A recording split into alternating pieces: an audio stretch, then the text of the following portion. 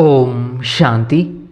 என்னோட இனிமையான பரிவாரத்துக்கு வணக்கம். இன்றைக்கி நம்ம அப்பா முக்கியமாக சொல்ல போகிறது என்னென்னா, கடைசி காலம், இந்த விநாச காலத்தில் யாருக்கு சாப்பாடு கிடைக்கும்?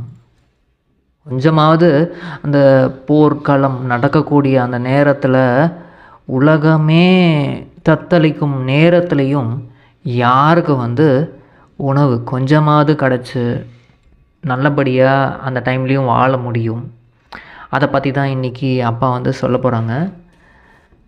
அதுக்கு முன்னாடி இந்த பிராமணர்கள் சீரீஸில் என்ன சொல்லியிருக்காரு அப்படின்னு கேட்போம். பாபா என்ன சொல்கிறாங்கன்னா, பிராமணன் என்றாலே தீவிர புருஷார்த்தி. உங்கள் எல்லாருக்குமே ஒரு ஸ்லோகன் உருவாக்கப்பட்டிருக்கு. அது உங்கள் எல்லாருக்கும் நினைவு இருக்கா? அது என்ன அப்படின்னு பாபா கேட்குறாங்க. அது என்னன்னா, இப்போது இல்லையெனில் எப்போதுமே இல்லை. இதுதான் இந்த டைம் இல்லைன்னா எப்பயுமே அதை பண்ணவே முடியாது. இந்த வாழ்க்கைக்காக தான் இது பாடப்பட்டிருக்கு. பிராமணர்களுக்காகவும் இந்த ஸ்லோகன் இருக்குது. அஞ்ஞானி ஆத்மாக்களை விழிப்படைய செய்வதற்காக இந்த ஸ்லோகன் இப்போ இருக்குது.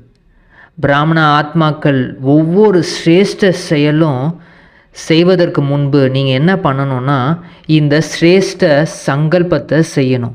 அது என்னென்னா, இப்போ இல்லைன்னா எப்போதுமே இல்லை அப்படின்ற அந்த ஸ்லோகனை நல்லா நினைவில் வச்சுக்கணும். அப்படி வச்சிங்கன்னா என்ன நடக்கும்? பாபா சொல்கிறாங்க, சதா ஒவ்வொரு சிரேஷ்ட காரியத்துலேயும் தீவிரமானவர்களாக முன்னேறி போய்கிட்டே இருப்பீங்க. அதனால் கூடவே இந்த ஸ்லோகன் சதா ஆர்வம், உற்சாகம் கொடுக்கக்கூடியதாக இருக்கும். இப்போது நம்ம இல்லைன்னா, இப்போது இதை செய்யலைன்னா, ஏன்னா எப்பயுமே செய்ய முடியாது. இந்த டைமில் இதை நம்ம பண்ணுறோம், இந்த ஒரு பாபாவை இப்போ நம்ம ஆத்மானு உணர்கிறோம் அப்படின்னா, அடுத்த கல்பத்துலேயும் இப்போது இதே டைமில் நம்ம ஆத்மானு உணர்வோம். நம்ம ஆத்மானு உணர்ந்து பாபாவை நல்லா நினைவு பண்ணுறோம் அப்படின்னா, அடுத்த கல்பத்துலையும் இதே டைமில் இதை நம்ம பண்ணுவோம். நம்ம ஒருத்தவங்களுக்கு சேவை செய்கிறோம், புரிய வைக்கிறோன்னா, இதே தான் அடுத்த கல்பத்துலேயும் நடக்கும். ஸோ இப்போது இல்லைன்னா எப்பயுமே பண்ண மாட்டோம், அடுத்த கல்பத்துலேயும் பண்ண மாட்டோம். இப்போ நம்ம பண்ணலைன்னு வச்சுக்கோங்க, அடுத்த கல்பத்துலேயும் சரி அப்புறம் பார்த்துக்கலாம் அப்படின்னு அடுத்த கல்பத்துலேயும் அதே தான் பண்ணுவோம். அதனால தான் பாபா சொல்கிறாங்க, இந்த ஸ்லோகனை நல்லபடியாக ஞாபகம் வச்சுக்கோங்க. ஆன்மீக விழிப்புணர்வு உங்களுக்கு தானாகவே வந்துடும். பிறகு பார்த்துக்கலாம், பிறகு செய்யலாம், செய்து தான் ஆக வேண்டும், நடக்க வேண்டியிருக்கு. நீங்கள் அப்படிலாம் யோசிக்கவே கூடாது. அப்புறம் பார்த்துக்கலாம், பிறகு செய்யலாம் அப்படின்னலாம் யோசிக்கவே கூடாது. இப்போ நீங்கள் செஞ்சே ஆகணும். சரி, அது அப்புறம் எப்படி நடந்து தானே ஆகும் அப்படின்னு சாதாரண முயற்சிக்கான அந்த சங்கல்பங்கள்லாம் உங்களுக்கு அதுக்கப்புறமேட்டு சமாப்தி ஆகிடும். இப்போ இல்லைன்னா எப்பயுமே இல்லை அப்படின்னு அதை யோசிச்சுக்கிட்டே இருந்தோன்னா, இந்த மாதிரி சரி அப்புறம் பார்த்துக்கலாம் அப்படின்னு சில சங்கல்பம் வரும், அது எல்லாமே சமாப்தி ஆகிடும். அதுதான் பாபா சொல்கிறாங்க, இப்போது இல்லை எனில் எப்போதும் இல்லை என்ற இந்த விழிப்புணர்வு உங்களுக்குள்ளே இருக்கணும். எது செய்ய வேண்டுமோ அதை இப்போதே செய்திடுங்க.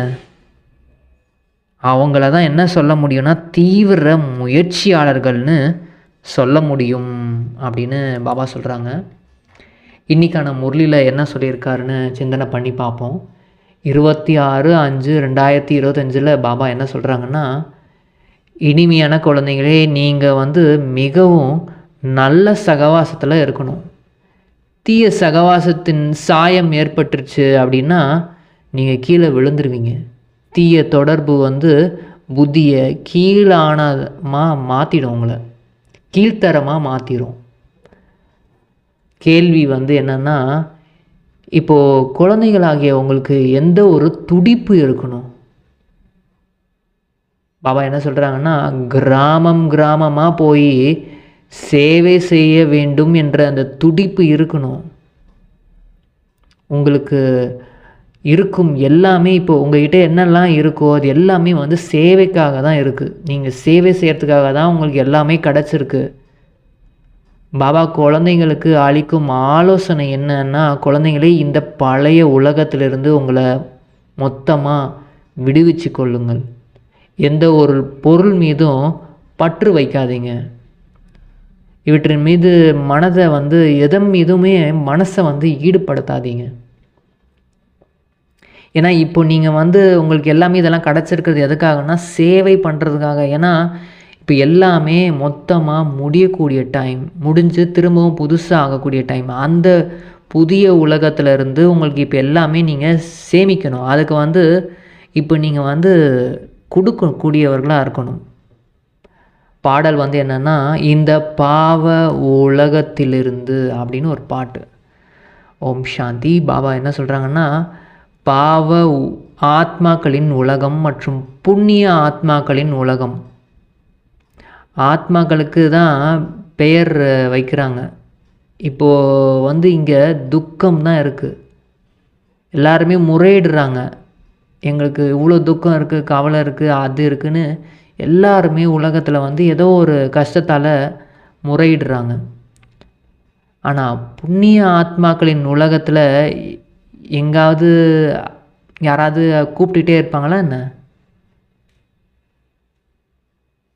ஸோ அதனால் இதை வந்து சொல்கிறது யார்? ஒரு பண்டிதர், ஏதோ ஒரு பண்டிதர் சொல்கிறாரு, இல்லை சன்னியாசி சொல்கிறாரு, சாஸ்திரவாதி, இதெல்லாம் வந்து எதுவுமே கிடையாது. இதை சொல்கிறது யாருன்னு நீங்கள் குழந்தைகள் நீங்கள் புரிஞ்சுக்கிட்டீங்க தானே. இவர் கூட சொல்கிறாரு, அதாவது இந்த பிரம்ம பாபா கூட என்ன சொல்கிறாருன்னா, நான் கூட இந்த ஞானத்தை எனக்கு புரியலை, இப்போது இந்த உலகம் இப்படி மாறப்போகுதுன்னு எனக்கும் தெரியல, இப்போ தான் வந்து எனக்கு எல்லாமே புரிய வருது. ராமாயணம், இந்த சாஸ்திரங்கள் இதெல்லாம் நிறைய நானும் படிச்சிருக்கேன். ஆனால் இப்போ வந்து அதோட உண்மையான அர்த்தம் என்னன்னு இப்போ தான் எனக்கே புரியுது அப்படின்னு இவர் சொல்கிறாரு, இந்த பிரம்ம பாபா. இவரும் என கேட்டுட்ருக்காரு, இது சொல்கிறது யார்? இப்போது உங்களுக்கு எல்லாருக்கும் புரிஞ்சுக்கிட்டீங்க. இது சொல்கிறது சுயம் பகவான் ஈஸ்வரன் நேரடியாக வந்து இந்த பாவ உலகத்துக்கு வந்து நம்ம எல்லாரையும் புண்ணிய ஆத்மாக்களாக மாற்றுறதுக்காக வந்திருக்காரு. சிவனுக்கு வந்து பூஜை செய்கிறாங்க, செஞ்சுட்டு வராங்க. ஆனால் குழந்தைகள் நீங்கள் இப்போது யாருக்கு வந்து யாருக்கும் பூஜையே செய்கிறது கிடையாது. ஏன்னா பூஜை செய்கிறதுனால, இந்த பக்தி பண்ணுறதுனால எந்த பலனும் கிடையாது. உயர்ந்ததுலேயும் உயர்ந்தவர் பகவான். அவர் வந்து அவருக்கு பேர் வந்து சிவன்னு சொல்கிறாங்க. அவர் இப்போ நேரடியாக உங்களுக்கு முன்னாடி இருக்கார். முன்னாடி மட்டுமா இருக்கார், அவர் உங்களுக்கு கீழ்ப்படிந்துள்ள தந்தை, ஆசிரியர், கீழ்ப்படிந்துள்ள குருவாக இருக்கார். குருனா என்ன பண்ண முடியும்? அவர் சத்குருனா என்ன பண்ணுவார்? கூடவே கூட்டிகிட்டு போகிறதுக்கான உத்தரவாதம் கொடுக்குறாரு. இந்த மாதிரி வேறு யாரும் சொல்ல முடியுமா? நான் வந்து உங்களை அப்படியே என் கூடவே கூட்டிகிட்டு போகிறேன், இந்த சன்னியாசிகள்லாம் வந்து கூடவே கூட்டிகிட்டு போக முடியுமா? தனியாக வந்தாங்க, தனியாக தான் போகிறாங்க அப்படின்னு இருக்குது. அஷரீரியாக வந்து அஷரீரியாக போகிறாங்க. ஆனால் வந்து இப்போது சிவ பாபா வந்து என்ன சொல்கிறாருன்னா, உங்கள் எல்லாரையும், இந்த முழு உலகத்தில் இருக்க எல்லாரையும் நான் இப்போது கூட்டிகிட்டு போகிறதுக்காக வந்திருக்கேன். நேரடியாக இப்போ நீங்கள் எல்லாருமே கேட்டுட்ருக்கீங்க இறைவன் சொல்லக்கூடிய இந்த மகா வாக்கியத்தை. நேரடியாக எங்கே இப்போ நீங்கள் போக போகிறீங்கன்னா, வீட்டுக்கு போகணும். எல்லாரோட வீடையும், அதாவது ஒரே வீடு தான், பரந்தாமம். அந்த வீட்டை எல்லாருமே மறந்துட்டீங்க. இப்போ நீங்கள் தான் இப்போ எல்லோரும் இப்போ புரிஞ்சிக்கிட்டு இருக்கீங்க, நம்ம வந்து நம்மளோட வீட்டுக்கு போகணும், அதுக்காக நம்ம இப்போ படிச்சிட்ருக்கோம் அப்படின்னு பாபா வந்து இது எல்லாமே சொல்லி புரிய வைக்கிறாரு. இதில் வந்து கவனக்குறைவாக இருக்காதீங்க. ஏன்னா இப்போது உலகம் மாறிட்டுருக்கு, உங்களுக்கே தெரியுது என்னென்ன நடந்துகிட்ருக்கு அப்படின்னு. அதனால் இப்போ தீய சகவாசத்தில் நீங்கள் வந்து மாட்டிக்கக்கூடாது. ஏன்னா நீங்கள் மாட்டிக்கிட்டீங்க, தீய சகவாசத்தில் போய் மாட்டிக்கிட்டீங்க அப்படின்னா இன்னும் கீழ்த்தரமான புத்தி உடையவர்களாக ஆகிடுவீங்க. இப்போ நம்ம என்னவாக இருந்தோம், என்ன பாவம் செஞ்சோம், இதனால் இவ்வளோ தண்டனை அடையிறோம், எல்லாமே வந்து இப்போ உங்களுக்கு புரிஞ்சுக்கிட்டீங்க. ஆனால் வந்து இப்போ என்ன பண்ணணும்? தேவதைகளாக ஆகணும். இந்த பழைய உலகம் முடிய போகுது. பிறகு இங்கு இருக்கும் இந்த வீடு பற்றி, இந்த விஷயங்கள், இந்த தொழில், இதை பற்றிலாம் வந்து அக்கறை இருக்கணும் தான், இல்லைன்னு சொல்ல முடியாது. எல்லாத்தையும் நீங்கள் உலகத்தில் இருந்துட்டு தான் இருக்கணும். ஆனால் உலகத்தில் இருக்கும்போதே எல்லாத்தையும் மறந்து இருக்கணும். அதாவது எல்லா காரியத்தையும் செஞ்சாலும் இந்த உலகத்தில் இல்லாத மாதிரி நீங்கள் இருக்கணும். ஏன்னா உங்கள் கண்ணு முன்னாடி எல்லாமே இப்போது முடியக்கூடிய டைம். தடைகள் வந்து இல்லைனா வந்து இங்கேயே நீங்கள் இதுலேயே உங்கள் மனசு ஈடுபட்டுக்கிட்டே இருக்குன்னா உங்களுக்கு தடை தான் ஏற்படும். என்ன இப்படி நடக்குது, அப்படி நடக்குது அப்படின்னு உங்களுக்கு தடைகளாக இருக்கும். நம்ம வந்து புதிய உலகத்திற்கு இப்போ போயிட்டுருக்கோம். வைடூரியங்களின் மாளிகை வந்து அமைப்போம். இங்கே இருக்கும் பணம் போன்ற எந்த ஒரு பொருளும் உங்களுக்கு பிடிச்சிருக்கு அப்படின்னா அதன் மீது வந்து உங்களுக்கு பற்றுதல் ஏற்பட்டுரும். எனது என்று அப்படியே இருந்துகிட்டே இருந்தீங்கன்னா கடைசியில் அப்புறம் என்ன வரும்? கடைசியில் இப்போ நீங்கள் வீட்டுக்கு போகணுன்னு கிளம்பும் போது, இல்லை உங்களோட மரணமே உங்கள் முன்னாடி வரும்போது, அப்போது அதுதான் நினைவில் வரும். என்னோட பொருள், இந்த பொருள், அது இதுன்னு, இந்த பணம் இருக்குது, அது இருக்குதுன்னு, இது எல்லாமே உங்களை வந்து நிம்மதியாக வந்து இந்த சரீரத்துலேருந்து உங்களை போக விடாது. அதனால் அதன் மீது இருக்கும் எல்லா பற்றையும் நீங்கள் இப்போ விட்டுடணும். நம்ம வந்து இப்போ ராஜதானியில் போக போகிறோம். அப்புறம் எதுக்கு இதன் மீது வந்து மனசை ஈடுபட்டுக்கிட்டே இருக்கணும்? அங்கு நிறைய சுகம் இருக்கும். ஏன்னா அதுக்கு பேரே என்ன? சொர்க்கம். சொர்க்கத்துக்கு போக போகிறோம். அது பேரடைஸ். அதுக்கு முன்னாடி நம்மளோட வதனத்திற்கு நம்ம போவோம். பரந்தாமம் நம்மளோட வீட்டுக்கு வந்து இப்போ போவோம். ஆனால் இதுவோ என்னவா இருக்குது? ராவணனுடைய வதனமாகும். நம்மளுடையதே கிடையாது. இதிலிருந்து நம்ம விடுபடணும். அதற்கு தான் நீங்கள் வந்து இப்போ முயற்சி செஞ்சுக்கிட்டே இருக்கணும். பழைய உலகத்திலிருந்து விடுபடுமாறு நீங்கள் வந்து அதுக்கான முயற்சி செஞ்சுக்கிட்டே இருக்கணும். எந்த ஒரு பொருள் மீதும் பற்று வைக்காதீங்க. வயிறுக்கு வந்து ஒன்றும் தேவைப்படாது. கொஞ்சமாக நீங்கள் அதாவது கொடுத்தா கூட வயிறு வந்து திருப்தியாக இருக்கும். எவ்வளோ கொடுக்கணுமோ அவ்வளோ கொடுங்க. அது ஒன்றும் அதிகமாகலாம் கேட்காது. அப்புறம் பொருட்கள் நிறையா தேவைப்படுது, நிறையா அப்படின்லாம் உங்களுக்கு இல்லவே இல்லை. இப்போ நீங்கள் வந்து சேவை செய்வதற்கு துடிப்பாக இருக்கணும் நீங்கள்.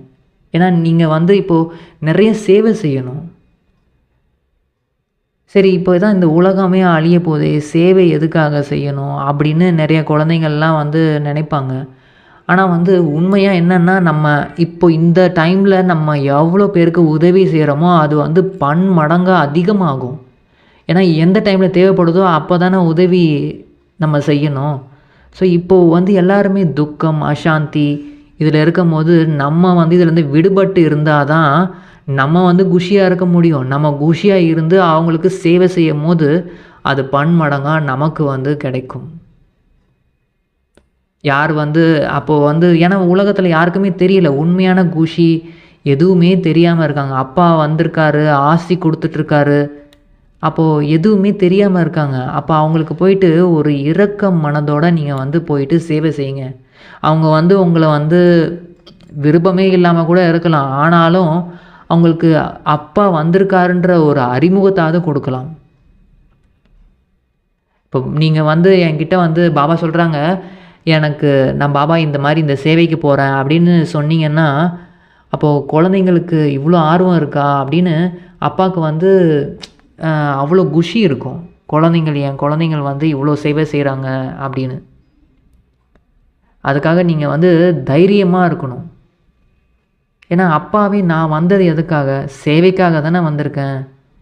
அப்போது நீங்களும் அப்பாவோட அறிமுகத்தை வந்து எல்லாருக்கும் கொடுங்க. அப்பா வந்து நானும் வந்து உங்களுக்கு உதவி செய்யறதுக்காக தான் வந்திருக்கேன். உங்கள் கூடவே இருப்பேன். நீங்கள் மட்டும் தனியாக போய் செய்யுங்கன்னு நான் சொல்லலை. கூடவே என்னையும் கூட்டிகிட்டு போங்க. அன்பாக வந்து எல்லாருக்கும் போய் புரிய வைங்க. ஏன்னா உண்மையான அன்பு வந்து இருக்குது. அந்த உண்மையான அன்பு யாருக்கு உண்மையாக அந்த அன்பை வந்து அனுபவம் பண்ண முடியும்னா, தன்னை ஆத்மான்னு உணரும்போது தான். தந்தையிடம் தான் உண்மையான அன்பே கிடைக்கும். ஆனால் இங்கே எல்லாம் புரிஞ்சிருந்தாலும் ஆத்மான்னு உணரல, தேகம்னு உணர்ந்துட்டே இருந்தீங்கன்னா, அந்த உண்மையான அன்பை வந்து அனுபவம் செய்யவே முடியாது. ஏன்னா இது எல்லாமே இந்த நீங்கள் பொய்யான அந்த ஆர்ட்டிஃபிஷியல் அன்பு இது எல்லாமே வந்து முடியக்கூடிய டைம். சேவை செய்கிறவங்க யாரெல்லாம் வந்து சேவை செஞ்சுக்கிட்டே இருக்காங்களோ, எனி டைம் அந்த ஆர்வத்தோடவே இருக்காங்களோ, அவங்களுக்கு தான் வந்து அந்த கடைசி நேரம், அந்த கொடூரமான அது வந்து ஒரு மகிழ்ச்சியான டைம் தான் ஆக்சுவலாக. அது யாருக்கு மகிழ்ச்சியாக இருக்குன்னா, யார் சேவை செஞ்சுருக்காங்களோ அவங்களுக்கு வந்து அந்த அந்த பலன், அந்த புண்ணிய பலன் எல்லாம் அந்த டைமில் வந்து உதவி செய்யும். அப்போ வந்து பசியால் யாருமே இறக்க மாட்டாங்க சேவை செய்கிறவங்க. இப்போது ஒரு மரம் இருக்குன்னா, ஃபார் எக்ஸாம்பிள் ஒரு மரம் இருக்குது, அது நல்லா பழம் கொடுக்குது, நல்லா காய் கனி, அப்புறம் நல்லா வந்து இயற்கை அந்த காற்று வீசுது அப்படின்னா, அந்த மரத்தை வந்து எல்லாருமே பார்த்துப்பாங்கல்ல, தண்ணி ஊற்றி. இந்த மரத்தால் நிறைய நம்மளுக்கு நல்லது நடக்குது அப்படின்னா, அதை வந்து யாருக்கும் வெட்டணும்னு தோணாது. அதே மாதிரி தான் நீங்கள் வந்து இந்த முழு உலகத்துக்கும் ஆதாரமாக இருக்கீங்க, உலகத்துக்கே நன்மை செய்கிறவங்களாம் இருக்கீங்க, சேவை செஞ்சுக்கிட்டே இருக்கீங்க அப்படின்னா, உங்களுக்கும் எந்த ஒரு ஆபத்தான டைம்லேயும் உங்களுக்கு பாதுகாப்பு கிடைக்கும். அதனால் இது வந்து ஒரு மிஷன் மாதிரி. இப்போ கிறிஸ்துவ மிஷன் அது இதுன்னு சொல்கிறாங்க இல்லையா, அந்த மாதிரி இதுவும் வந்து ஒரு உண்மையான மிஷன். தர்மம் எப்படி ஸ்தாபனை ஆகுதுன்னு யாருக்குமே தெரியாது. கிறிஸ்து வந்தார், கிறிஸ்துவ தர்மத்தை ஸ்தாபனை செஞ்சார், தர்மம் வளர்ந்துக்கிட்டே போச்சு. அவருடைய வழிபடி நடந்து என்ன ஆனாங்க, கீழே தானே இறங்கி வந்தாங்க. இப்போ நீங்கள் குழந்தைகளாகி நீங்கள் வந்து புரிஞ்சுக்கிட்டீங்க, தேகி அபிமானி, அதாவது ஆத்ம உணர்வுடையவராக ஆகணும். ரொம்ப ரொம்ப நீங்கள் முயற்சி பண்ண வேண்டியது. இப்போ நீங்கள் சேவைக்கு போய் மற்றவங்களுக்கு சொல்லி கொடுக்குறீங்கன்னா கூட ஆத்ம உணர்வில் இருந்து சொல்லி கொடுக்கணும். ஏன்னா அரை கல்பமாக ராவண ராஜ்யத்தில் தந்தையை மறந்துட்டீங்க. ஏன் மறந்தீங்கன்னா, ராவண ராஜ்யம்னா என்ன, ராவணன் ஒருத்தன் 10 தலையை வச்சுட்டு இருக்கானா, அப்படி கிடையாது. தேக உணர்வில் நம்ம இருக்கும் போது நம்மளே வந்து அந்த ராவண அந்த குணமுடையவர்களாக மாறிடுறோம். ஆனால் ஆத்ம உணர்வில் இருக்க வந்து தேவதைகளாக மாறிட்டுருப்போம். இதில் தான் முயற்சி இருக்குது. இப்போது பாபா சொல்கிறாங்க, நான் வந்து உங்களுக்கு இந்த படிப்பை சொல்லித்தரத்துக்காக வந்திருக்கேன். ஏன்னா நீங்கள் மீண்டும் உங்களோட ராஜ்யத்தை பெற்றுக்கொள்ளணும் அப்படின்றதுக்காக. அதனால் இந்த கடையில் போய் விற்கும் இந்த அசுத்தமான பொருட்களை எல்லாம் வந்து சாப்பிடாதீங்க. மேலும் என் ஒருவனை மட்டும் நினைவு செய்யுங்க. இந்த ஃபிலிம் பார்க்குறது, படம், சினிமா இதெல்லாம் வந்து நீங்கள் வந்து பார்க்கக்கூடாது. ஏன்னா அது உங்களை யாருக்கு வந்து அந்த ஆசை இருந்துக்கிட்டே இருக்கோ அவங்க வந்து திரும்பவும் டர்ட்டி ஆகிடுவாங்க. ரொம்ப ஏன்னா அதில் என்ன காமிக்கிறாங்க, எல்லாமே விகாரம் தானே இருக்குது. விகாரம், பேராசை, பணம், அப்புறம் பற்று வைக்கணும், எல்லார்கிட்டையும் பற்றாக இருக்கணும். அன்புன்றது என்னன்னே தெரியாமல் இருக்காங்க. அன்பு இருக்கணும் அப்படின்றதுனா தெரியல. ஆத்மாவுக்கு தான் உண்மையான அன்பு காமிக்கணும். உடலுக்கான அன்பு காமிக்கிறது, இந்த மாதிரி விஷயங்கள் தானே அதில் காமிக்கிறாங்க. அப்புறம் பற்றை பற்றி காமிக்கிறாங்க. பற்றோடு இருக்கணும். அப்படி இல்லைனா வந்து யாரையாவது பழி வாங்கணும், யாராவது நம்மளை வந்து திட்டாங்கன்னா அவங்கள அடித்து தும்சம் பண்ணணும். இந்த மாதிரி தானே படங்கள் ஃபுல்லாகவே இருக்குது. அப்போ அதை பார்த்தீங்கன்னா நீங்களும் அதே மாதிரி, ஏன்னா அதை என்ன உங்களுக்கு பார்க்குறீங்களோ கண்ணால் அந்த விஷுவலாக பார்க்கும் போது அது உங்களுக்கு முன்னாடி வந்துக்கிட்டே இருக்கும். அதனால் அதெல்லாம் வந்து இப்போ வந்து பார்க்காம இருங்க அப்படின்னு பாபா சொல்கிறாங்க. ஏன்னா இது வந்து மேலா இப்போ நடந்துகிட்ருக்கு. அதாவது திருவிழான்னு சொல்லுவாங்க. திருவிழா நடக்குது, எங்கள் ஊரில் அந்த திருவிழா நடக்குது, இந்த திருவிழா. ஆனால் திருவிழான்னா அது வந்து முடிஞ்சிடும். ஆனால் இது வந்து அந்த மாதிரி திருவிழாலாம் கிடையாது. இது வந்து மேளா, முடிஞ்சு போகும் மேளா கிடையாது. எப்பயுமே நீங்கள் அப்பாவை சந்திச்சிட்டு இருக்கக்கூடிய, இப்போ நீங்கள் அப்பா கூடவே வாழக்கூடிய இந்த மேளா, இதோட நினைவாக தான் அந்த மேளாலாம் நடந்துகிட்ருக்கு. அதனால் குழந்தைகளே ஆகிய நீங்கள் வந்து மிகவும் நல்ல சகவாசத்தில் இருக்கணும். தீய தொடர்பின் சாயம் உங்களுக்கு பட்டுருச்சுன்னா கீழே விழுந்துருவீங்க. அதனால் திரைப்படம் கூட ஒரு சகவாசம் தான். அது வந்து உங்களுக்கு நிறைய ஏதோ சொல்லி கொடுக்குது. அதோட சகவாசத்தில் போய் நீங்கள் உங்களுக்கு அதாவது தடையை உங்களுக்கு நீங்களே வந்து உருவாக்கிக்காதீங்க. இது ஏன்னா இது வேஷ்யாலயம். இந்த வேஷ்யாலயத்தில் வேஷ்யாலய விஷயங்கள் தான் நடக்கும். ஆனால் தந்தை வந்து இப்போ என்ன பண்ணிகிட்ருக்கேன், சிவாலயத்தை ஸ்தாபனை செஞ்சிட்ருக்கேன். அப்போ நீங்கள் வேஷ்யாலயத்துலேருந்து நீங்கள் முழுமையாக விடுபடணும். ஏன்னா முழுமையாக இப்போது எல்லாத்துக்குமே இந்த வேஷ்யாலயத்துக்கு நெருப்பு பிடிக்க போகுது. கும்பகர்ணன் போல் அசுர உறக்கத்தில் உறங்கிக்கிட்டு இருக்காங்க. நீங்களும் உறங்கிட்டு இருக்காதீங்க அப்படின்னு பாபா சொல்கிறாங்க. இப்போ நம்ம வந்து சிவாலயத்துக்கு போகணும். அதை நீங்கள் இப்போ நல்லா புரிஞ்சிட்ருக்கீங்க தானே. ராமருக்கு வந்து இந்த ராமாயணத்தில் காமிப்பாங்க. அதாவது ராமருக்கு வந்து குரங்குகள் படைகள் வந்து ஹெல்ப் பண்ணுச்சு அப்படின்னு. அது வேறு யாரும் இல்லை, நம்ம தான் அந்த குரங்குகள் மாதிரி இருந்து அந்த புத்தி வந்து அங்கேயும் இங்கேயும் அலைஞ்சிக்கிட்டே இருந்ததை வந்து ஒரே நிலையில் ஒரு பாபா கிட்ட நம்ம இப்போ ஈடுபடுத்துகிறோம். அப்போ வந்து அந்த ஹனுமானாக அதாவது ஒரு நல்ல தெய்வீக முள்ள அந்த ஹனுமானாக நம்ம வந்து மாறுறோம். ஸோ அதனால் வந்து ஹனுமான் வந்து பார்த்திங்கன்னா அவர் எப்பயுமே அதை இதயத்தை தொடர்ந்து காமிச்சாருன்னா அந்த ராமர் சீத்தை மட்டும்தான் இருப்பாங்க. ஸோ அப்போது நீங்களும் அதே மாதிரி தான். நம்ம எல்லாருமே வந்து உண்மையான ஹனுமான். ஒவ்வொரு அணுவிலையும் சிவபாபா இருக்கார். சிவபாபாவோட நினைவு மட்டும்தான் இருக்குது. அப்போது வந்து நீங்கள் அவர் பாருங்கள், உலகத்துக்கு என்ன நடந்தாலும் எவ்வளோ அதாவது எல்லாருக்கும் வந்து நன்மை பண்ணிக்கிட்டே இருப்பார். ராவண ராஜ்யத்துக்கு அவர் நெருப்பு பிடிக்க வச்சார். ராவண ராஜ்யத்தையே அழித்தார். இப்போ நீங்கள் வந்து யாரையும் அழிக்க தேவையில்லை. நீங்கள் தேக உணர்வுலேருந்து ஆத்ம உணர்வுக்கு வரணும். நீங்கள் ஒரு 4-15 பேருக்காவது நல்லது பண்ணிவிட்டு அதுக்கப்புறமேட்டு சாப்பாடை வந்து சாப்பிடுங்க. முதல்ல சுபகாரியம் செஞ்சுட்டு அதுக்கப்புறமேட்டு நீங்கள் உணவு உட்கொள்ளுங்க. அந்த மாதிரி ஒரு லட்சியம் வைங்க. எந்த ஒரு தேகதாரியும் நினைக்காதீங்க. ஏன்னா இதுவோ வந்து தூய்மையற்ற உலகம். அதனால் பதித்த பாவனரான ஒரு தந்தையை மட்டும் நினைவு செய்யுங்க.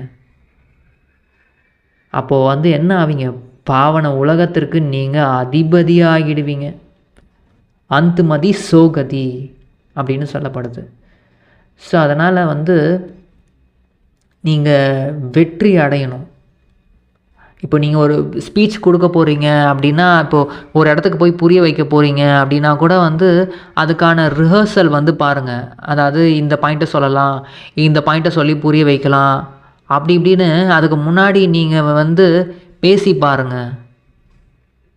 கீதையின் பகவானை பற்றி சொல்லணும், உண்மையான கீதை என்ன அப்படின்றத எப்படி சொல்லி புரிய வைக்கலாம் அப்படின்னு இதை வந்து நல்லபடியாக இதை பற்றி ரிஹர்சல் பண்ணிவிட்டு அதுக்கப்புறமேட்டு போய் சொல்லி நீங்கள் கொடுங்க. ஏன்னா இப்போது வந்து உலகம் வந்து இப்போ இன்னும் விருட்சமாகணும். சிவபாபாவோட குழந்தைங்கள் நிறைய பேர் வரணும். 33 கோடி தேவர்களும் உருவாகினக்கப்புறம் தான் எல்லா அந்த ஸ்தாபனை வந்து முழுமையாக நடக்கும். கொஞ்சோண்டு டைம் தான் இருக்குது. அந்த கொஞ்சம் டைமில் வந்து இப்போ நம்ம வந்து இந்த மாதிரி அசுத்தமான இந்த சகவாசத்தில் போய் மாட்டிக்கிட்டிங்கன்னா உங்களுக்கு நஷ்டமாயிடும். அதுவும் மெயினாக வந்து பாபா சொல்கிறாங்க, இந்த காமம் வந்து மகா சத்ருவாக இருக்குது. காமத்தில் விழுந்துட்டீங்க அப்படின்னா மொத்தமாக நீங்கள் சேர்த்து வச்சது எல்லாமே வந்து அப்படியே பஸ்பம் ஆகிடும். ஒன்றுமே இல்லாமல் 0 ஆகிடும். கோபம் கூட அதே மாதிரி தான். ஆனால் அதை விட ரொம்ப ரொம்ப மோசமானது வந்து இந்த விகாரம். அதனால் அதில் எனக்கு வந்து கீழே விழுந்துட்டேன்னு நிறைய பேர் வந்து பாபா கிட்ட வந்து சொல்கிறீங்க. பாபா சொல்கிறாங்க, இப்போ வந்து நீங்கள் இந்த மாதிரி கீழே விழக்கூடாது. கவனம் கொடுத்து நீங்கள் தூய்மையாக இருக்கிறதுல கவனம் கொடுங்க. அதுக்கான முயற்சி செஞ்சுக்கிட்டே இருங்க. சதா பிஸியாக இருங்க இந்த சேவையில். அப்போ தான் இந்த மாயாவோட இந்த இந்த 5 விகாரங்களை ஜெயிக்க முடியும். மம்மா கூட பாருங்கள், எல்லாருக்கும் அம்பான்னு சொல்கிறாங்க. அம்பானா வந்து அம்மா. மம்மாவுக்கு வந்து கணவன் யாருமே கிடையாது. பாபா வந்து தத்தெடுக்கிறாரு. அவங்கள தத்தெடுத்து அவங்களுக்கு ஞானத்தை சொல்லி கொடுக்குறாரு. அவங்க வந்து எல்லாருக்குமே வந்து ஒரு அம்மா மாதிரி எல்லாருக்கும் ஞானத்தை வந்து சொல்லி கொடுத்தாங்க, சக்திகளை கொடுத்தாங்க, நல்லபடியாக வளர்த்தாங்க ஒரு அம்மா மாதிரி.